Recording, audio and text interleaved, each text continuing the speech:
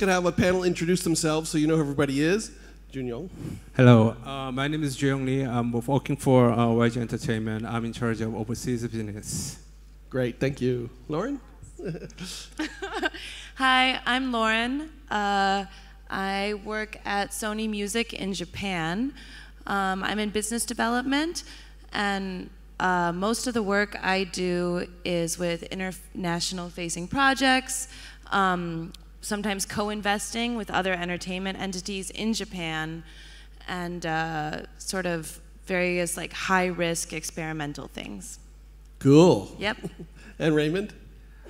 Hi, my name is Raymond of EG Group, and we are not only doing music and artist management, and also we are making films and some live concert.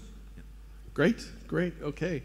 So let's start with you, Jooyong. YG's obviously huge corporation, has so many artists that are incredibly popular in China. Maybe you can tell us a bit about YG's experience doing business in China.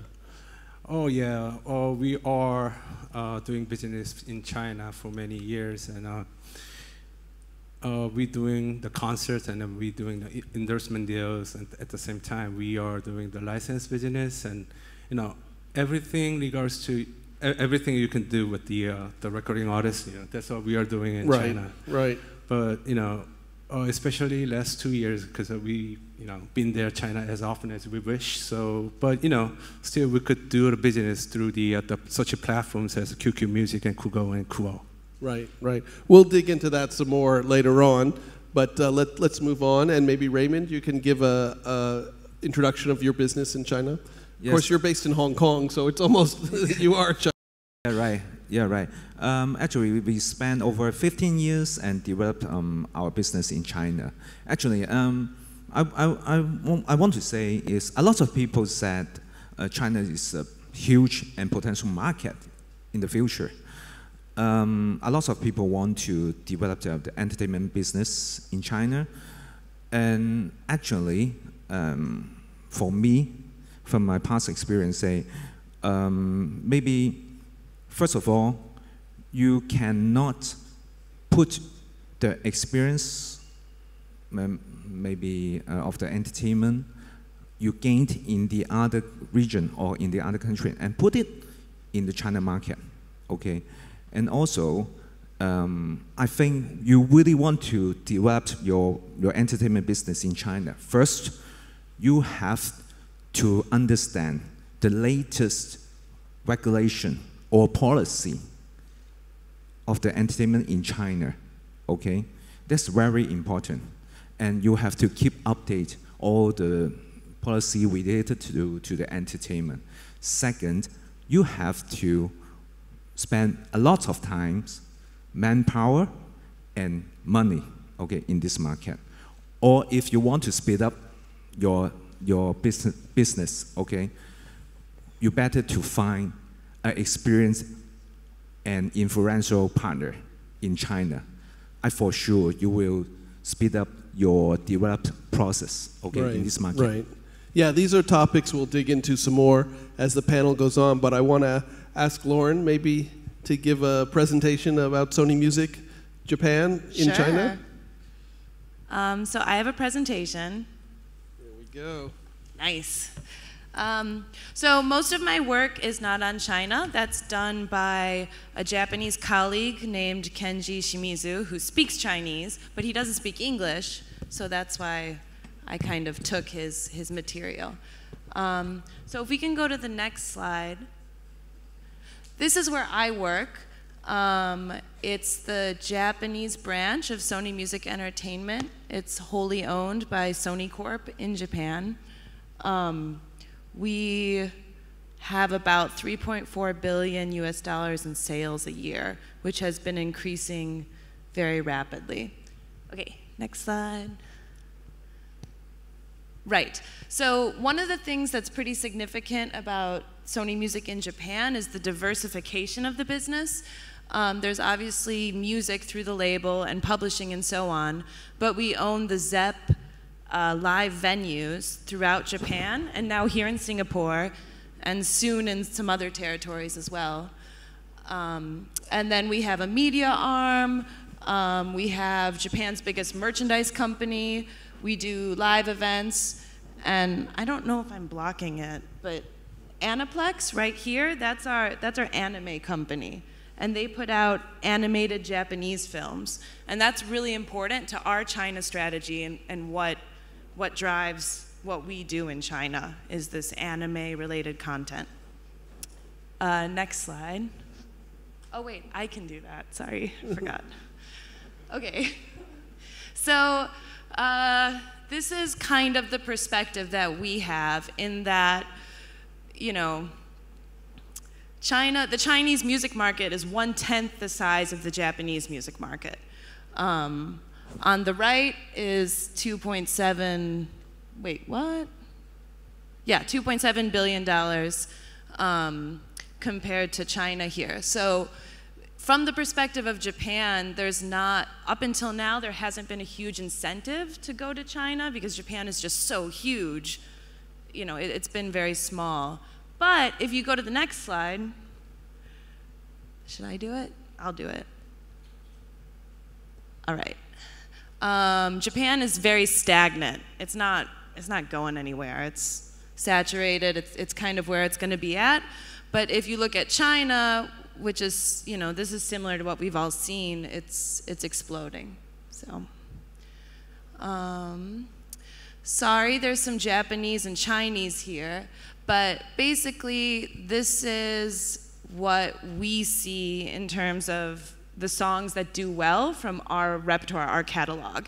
And all of these songs in blue have been tied into various anime films, Japanese animation. And it's sort of the absolute like leading sign of if a song is going to do well. And this is relevant because we own Japan's biggest anime companies, and so we're able to, for every sort of single we release, we make a real effort to tie it in with some anime, either as the opening song or the ending song. And so this like anime consumption in China has really, really driven which singles and which artists and which releases do well on the music format. I guess one more thing.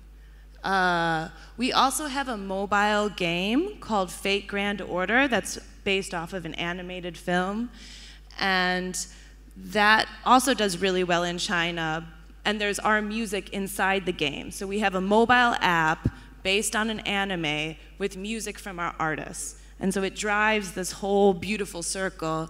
And on that we work with a company called Bilibili, which is a sort of Chinese video site that focuses on anime and comic book related characters. And we also have a live event here too. So that's it, and the presentation. In summary, basically what's been driving our strategy is that even though the Chinese market is really different, we feel like the things that don't change is you can't just put that piece of music out and expect that it does well. You need a lot of marketing support around it. So whether it's a mobile game or an animated film, things like that, we always try and find something else to take the lead to determine which sort of tracks we're going to push out. Great. So, thank you so much, Lauren. Me. We'll take you off your island. We'll come back and join you now. Yeah. I actually want to follow up on a few points there because I think a lot of people in this room just listened to a panel on China, and it's probably a considerably different perspective than we just saw. So I think you guys saw the slide, but I'm going to emphasize it a bit. So currently, the Japanese music market is probably about 10 times as big as the Chinese music market. That may be surprising because we've heard so much about China, and the growth is happening incredibly fast. But relatively speaking, it's still a small market, right? It maybe has cracked the top 10 in the world with the population in China. That's not surprising, but compared to the really big markets, it's still, up and coming. To think that it's anywhere near its potential is mistaken. So I think people are probably aware of that, but it's good to realize that in terms of where it is right now, it's still a long way from being a top 10 market. And just in terms of Japan, as Lauren pointed out, it was difficult to focus on China because it was so small compared to Japan in the past.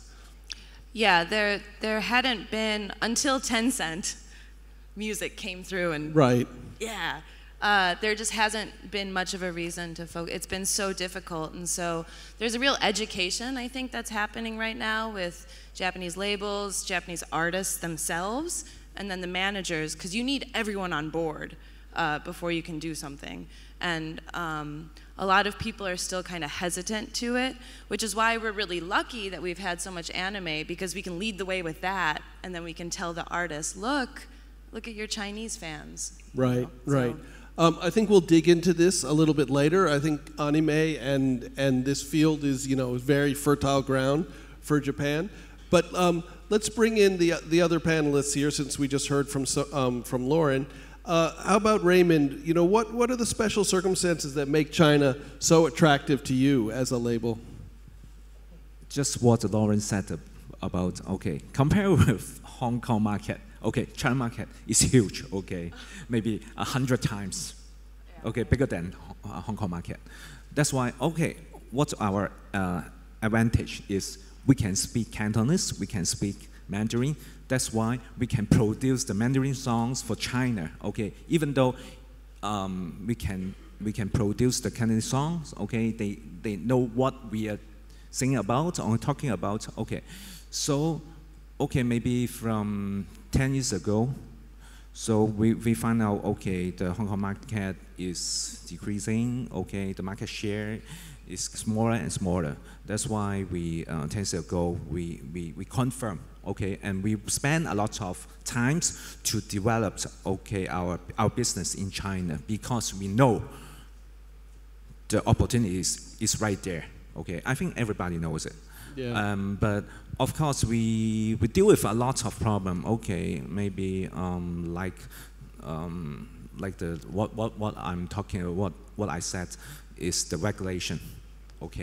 It's maybe it keep changing every month, every years.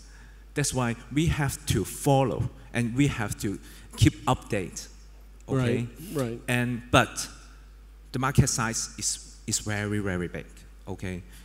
But how we really have to do in this market, and to promote, no matter it's market for promote the artists or make the money from the music, this is very, actually, at this moment, I'm still learning.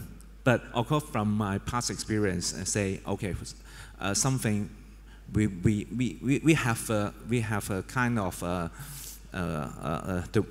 way to do our business in China. Right. I for sure it's different from YG, different from Sony.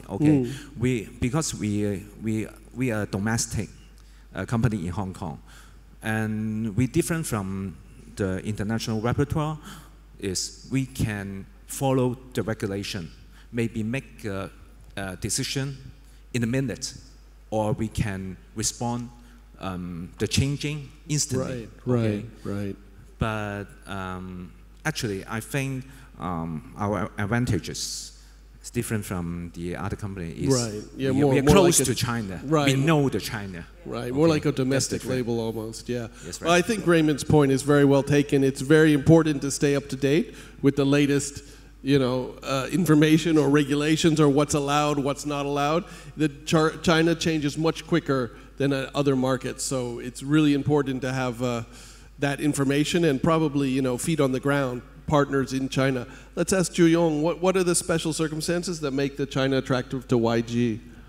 Oh, definitely, the huge population. The population in China, 1.3 billion people living in that land.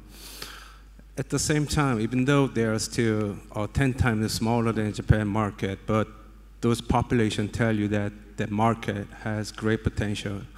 Especially when we did that, the pay model business through QQ Music, because when we had a talk with the QQ Music, we always tell them that, hey, Big Bang is very popular at this moment, but who's gonna buy it? Who's gonna pay for that one download? Because That's not something that you could, still in Korea. No one really download a song for, especially if you have to pay for $1 for that song. But, in China, still we could, gather millions of people ended up with buying that, single album. So we thought it was, wow, it's a really incredible thing to see. And hey, this is a market that we have to carefully look into it. Right. Yeah, no, I think that's a really good point. Everyone always talks about streaming in China, and of course streaming is huge, but there's also a download market. I think it's been mentioned on this stage before, certain releases are keyed and highlighted and only available on download for maybe a month, from QQ or possibly other services. And this is a significant market in China, which doesn't exist so much. I mean, it did exist in other markets, but now iTunes, really fading. Yeah, and also especially those kids and young generation in China market, that all those people, the young kids and young generation, they are not hesitated to pay for the things they love for. If you go to Saliton, if you go to Shanghai, all those places, you can see how they're consuming porridge. Right. Well, I think we've heard this as well. I mean, there's a real cultural shift, generational shift in China. Maybe older people have this concept of why do I have to pay for music, but younger people don't hesitate, and that's why we see such great growth. I want to drill into a little bit.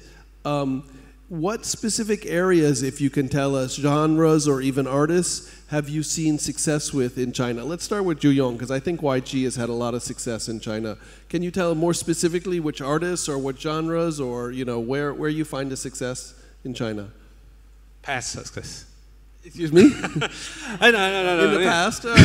Well, let's say it's still continuing.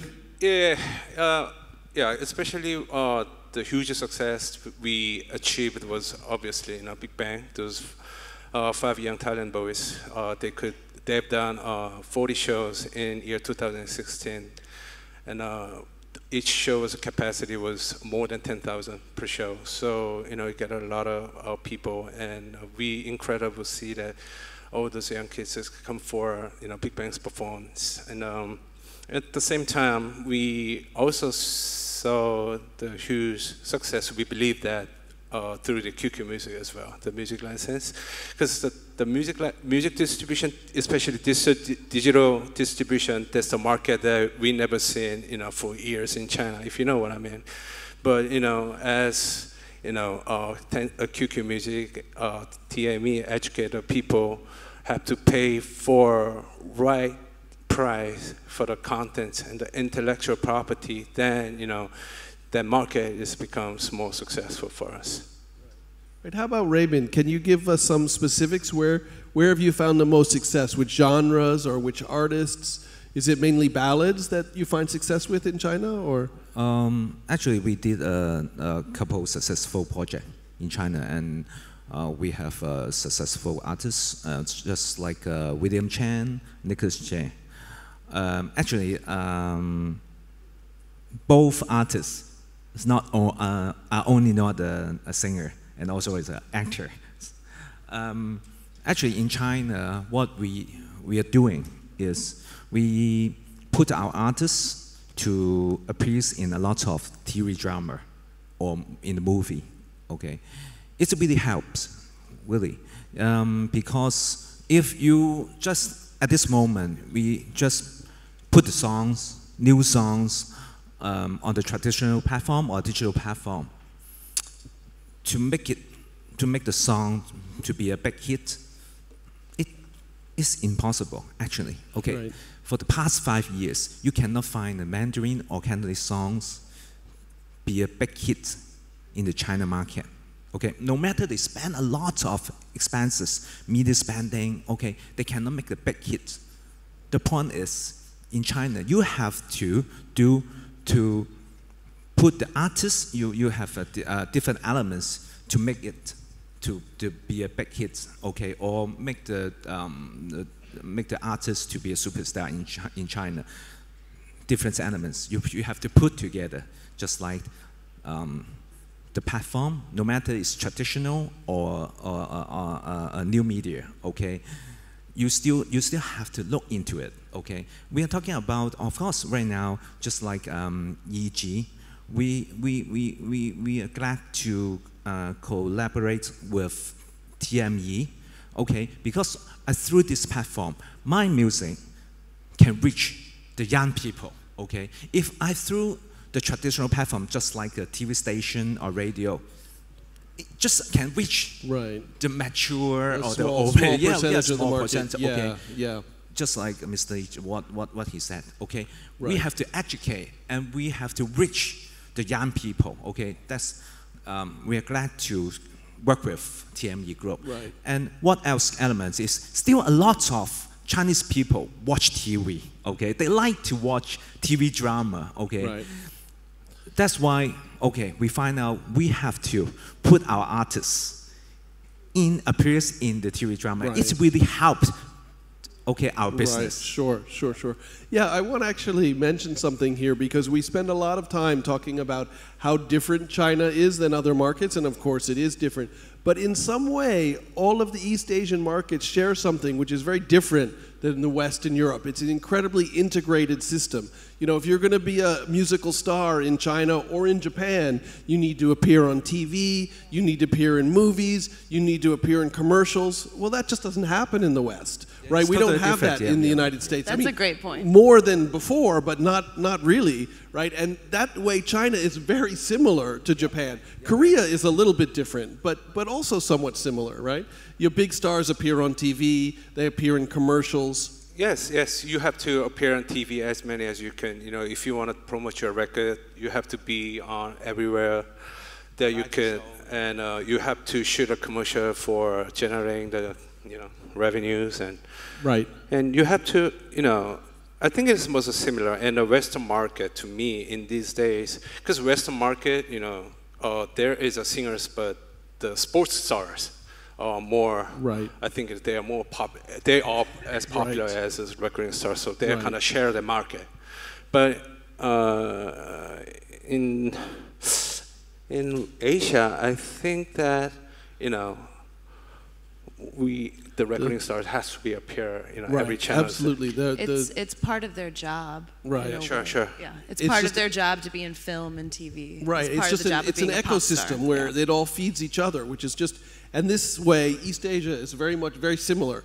People don't think of the Chinese market as similar to the Japanese market in any way, but marketing is maybe quite similar. Yes, and you have to behave very well to appear on TV and all those media. So it's kind of moral requirements, I would say, but it requires the artist. Such a thing. Right. I mean, and this is another way that the Chinese and the Japanese market are very similar. Maybe in China, it's more the government that's regulating things. In Japan, it's kind of more a self-censorship or an industry censorship. The TV stations just won't broadcast certain things. But there is a kind of control that is much greater than in the West or Europe or the United States. I just want to ask Lauren, you talked about anime and stuff for Sony Music. Maybe you can talk about it a little more. You guys had a lot of success in China with your anime projects and Aniplex. Sure. So when we distribute music in China, we work with our colleagues at Sony Music China and work with Tencent and so on. And that's a very sort of, it's very new and it's really exciting, and we have a lot of help. But for the anime contents, we have rights for distribution for that worldwide. We can do whatever we want in whatever market, however we want. So it's really a case-by-case thing, so it's allowed us a lot of experimentation to work with different video platforms in China. Sometimes we can't, sometimes we do, sometimes it's more than one, sometimes it's upfront, sometimes it's a short license, it's ad-based, it's all sorts of deal structures. And so that's really exciting, and most of our China projects have really only taken off in the last 3 or 4 years. Like, it's been a really recent thing, and I can think of a ton of stuff coming down the line, and it's just, it's wild. Recently we started a new, it's not recorded music, but an MCN on Weibo to focus on music and anime and gaming and sort of, you know, Japanese pop culture, but also we're also focusing on anime that's coming from China. So animated films that Chinese people are making that sort of echo the style of what Japanese people do. And so it's almost becoming not so nationalistic, like it's cross-border, because it's various Asian countries' content that has some similarities in terms of a visual language or something. And so that's where we're really excited, because once there's this like secondary usage and it starts crossing and it starts mixing, you know, that's really exciting to us. Right, and it's a feedback loop, right? Exactly. People get interested in it, then they create their own stuff, and that reinfluences. User-generated content. Exactly. Yeah, that's going, fantastic. Yeah. So it's really exciting. Yeah, that's great. That's great. I'll just throw this out there to the panel. It may be difficult, but look into your crystal ball. What do you foresee happening with the China market? I mean, we know that it's going to grow. That's not a prediction. That's fact. But what you have any predictions to where the China market is going to go?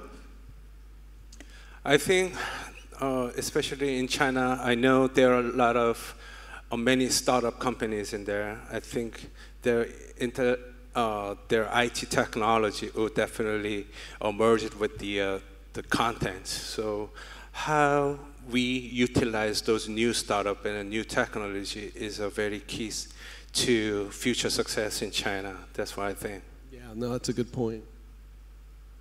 Raymond, have any idea about the future? I think the music publishing, okay, is the point in the future. Yeah. How so? In what way? You think that the collection will become stronger? Is that what you mean? You can collect your royalties on more? Actually, the government help us to collect all the royalties and to protect our copyrights. In the last couple of years, they put a lot of effort on it. Great. Okay. Great. So that's why I think the music publishing is a big issue in the future. Yeah. Lauren, you have any crystal ball not really. visions? Not really. I mean, it's interesting to hear about touring and how it's just always been so hard and people have just always been going at it, you know. And one of our artists, Nogizaka 46, announced yesterday that they're doing a show at the Mercedes-Benz Arena on December 1st. In Shanghai? Yeah, in Shanghai, and it's their first sort of solo headline show in Asia and first in China, and everyone's real excited about it. And there's a lot of things coming down the works with promotion and so on, working through the streaming services and perhaps some retailers in China as well. Right. But it's, you know, it seems to be a headache, whether that's the government regulation or what. But yeah, I don't. You probably know more than I do. Yeah, this we call it uncertainty of the market, but that's something that you should consider when you are doing a business in China, because I think that those uncertainty comes up, then you know the way that you can manage it, the way that you can handle it is that will be called competency for your company. Right. How you manage those risks is very something that we should try to develop. Because I can't believe that not more Japanese artists, for example, tour in China. It doesn't make sense. But I mean, it does once you hear about what it all entails. I mean, I think we can explain it. You know, as you alluded to, the Japanese market is so lucrative that when they leave Japan, they feel like they're losing money to start with, right? But I'm shocked to hear that this is Nogizaka 46's first headline show in all of Asia. No, okay, so they've had a show in Taipei, but the thing is, this is their first show all alone. And now also I'm kind of losing confidence on that. But it's just them all alone, you know? Yeah, and some of the other shows they've been mixing. So yeah, it'll be fun. Wow, we ended this impressive. on a down note, huh? Excuse me? We ended it on like the live shows on like a down note. Yeah, but no, I want to answer the question. So I think it would be great if there was just consistent touring. Like you toured through Japan, you did a date in Taiwan, you go to China for the artists that are in Sony Music Japan, and we don't have that so much yet. Right. And I mean, this is my crystal ball, but I think that's coming. I think that there's going to be a lot more artists touring China. There's going to be more venues and more, solid companies that make that their business. So I think that is my crystal ball prediction, that there will be more outside acts touring China. Unfortunately, we're out of time, but I'd like to thank my esteemed panel. Thank you guys so much, and thank you. Thank you very much. Thank you.